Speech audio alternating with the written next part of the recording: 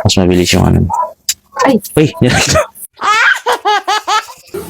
Gabi na nga pero mayroon pa rin nagbigay ng alimasag kay tatay. May kasama rin itong lobster at yung tinatawag namin sa Bicol na amimitik. Yan, shoutout kay Mama Rio, binigay ito sa amin. Pero hindi na nga namin ito maluluto dahil o hindi na namin makukulang kasi nagluluto na si ate yan. Manok at tumarin nga kami nabili niya. Ito nakikita natin na ang lalaki din yung almasag, may variation ng color. Ito nga ay nahuli galing yung lambat na kulay puti kasi hindi naman talaga nahuhuli itong mga to. So yan, may variation ng color and then ayun nakita natin medyo deformed na yung isang lobster dito. But that's okay. Ilalagay naman to sa pansit eh. Alright, so yan. So dalawa yung lobster actually. By the way, so ang purpose lang naman nila ay maging panahog. Pero balik tayo dito. Nagluto nga kami para ulam ngayong hapunan. Ito binili namin dito yung meat or chicken specifically.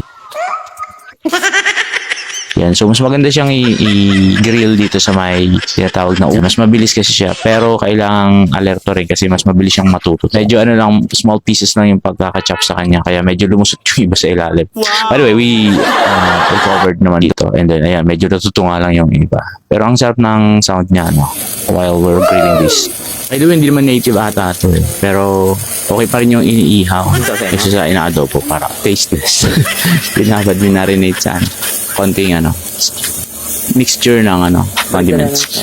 Alright, so ito nga, hindi natin maluto para makakain na. Makakain ng gamot.